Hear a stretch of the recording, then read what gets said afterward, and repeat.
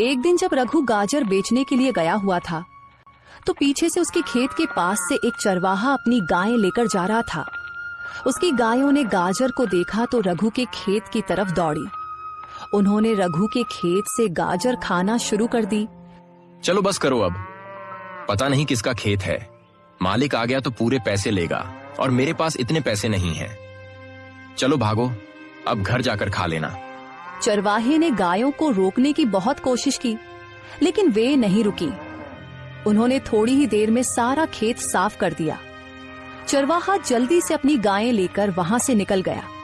किसी की भी नजर उस पर नहीं पड़ी। रघु की कमाई का एकमात्र जरिया यही गाजरों का खेत था।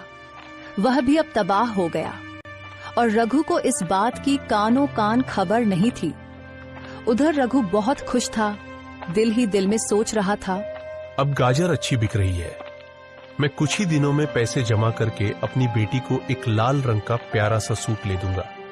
बहुत समय हो गया है, मैंने कभी उसे नया सूट नहीं दिया क्योंकि और भी खर्चे बहुत होते हैं, लेकिन इस बार मैं पक्का उसे सूट ले दूंगा। ऐसे ही ख्यालों में रघु अपने घर चला जाता है। अगले दिन सुबह रघु अपनी टोकरी लेकर गाजर तोड़ने खेत गया, लेकिन जैसे ही उसने खेत देखा, खेत देखकर उसका दिल बैठ गया। ये क्या हुआ? सारी गाजरें कहाँ गईं? ये तो पूरा खेत खाली है। फिर उसने करीब जाकर देखा तो पता चला कि कोई सारी गाजरें खा चुका था। अब वह कौन है इसका रघु को पता नहीं था। रघु बहुत मायूस हुआ। रघु की आंखों में आंसू आ गए। मेरे पास रोटी कमाने का कोई और जरिया नहीं, अब मैं क्या करूं? रघु उदास होकर घर वापस आया। घर पहुंचकर वह बेटी के पास गया। क्या हुआ पिताजी, आज आप गाजर बेचने नहीं गए? सब ठीक तो है? आपकी तबीयत तो खराब नहीं? तबीयत तो ठीक है बेटा, लेकिन किस्मत खराब है। जब मैं खेत गया तो देखा कि पूरा खेत खाली है। पता नहीं कौन मेरी सारी गाजरें खा चुका है। मैंने आसपास कुछ लोगों से भी पूछा, लेकिन किसी को भी इस बात का पता नहीं। अब मैं क्या करूं? मुझे तो कुछ भी समझ नहीं आ रहा। दोबारा अगर खेत में गाजर लगाऊंगा तो 3 से 4 महीने लग जाएंगे। इतनी देर में हम क्या करेंगे? घर का खर्च कैसे चलेगा? मुझे तो इसी चिंता ने सताया हुआ है। पिताजी, आप इतनी चिंता मत करें। पहले ही मैं बीमार हूँ, इतनी चिंता करेंगे तो आपकी भी तबीयत खराब हो जाएगी।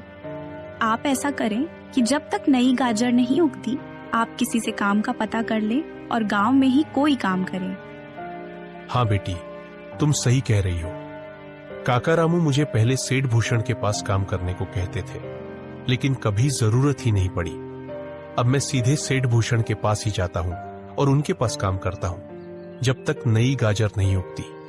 ठीक है बेटी, मैं अभी जाता हूँ, तुम अपना ख्याल रखना। रघु सेठ भूषण के पास काम का पता करने के लिए चला गया।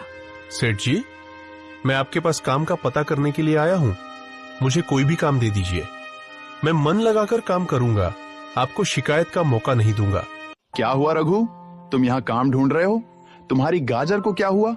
तुम तो गाजर बेचते थे ना, फिर अचानक आज यहाँ को क्या हुआ? सब ठीक तो है ना? रघु ने सारी बात सेठ भूषण को बता दी। हाँ रघु, किस्मत तो तुम्हारी वाकई बहुत खराब है। अभी 2 दिन पहले ही मुझे एक नौकर की जरूरत थी, जो कि कल ही आया है। अब मुझे किसी और आदमी की जरूरत नहीं है, लेकिन हाँ, अगर मुझे जरूरत होगी तो मैं तुम्हें जरूर बताऊंगा। सेठ जी, मैं बहुत उम्मीद लेकर आपके पास आया हूँ।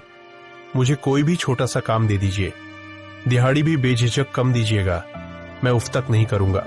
अरे रघु, अभी काम नहीं है, बोला तो है तुम्हें। जाओ, जब काम होगा तो मैं तुम्हें बता दूंगा। रघु को सेठ भूषण ने कोई भी काम नहीं दिया। वह वापस घर की तरफ नहीं लौटता, बल्कि आगे पीछे गांव के कुछ लोगों से काम का पता करता रहा, लेकिन किसी के पास भी कोई काम नहीं मिला।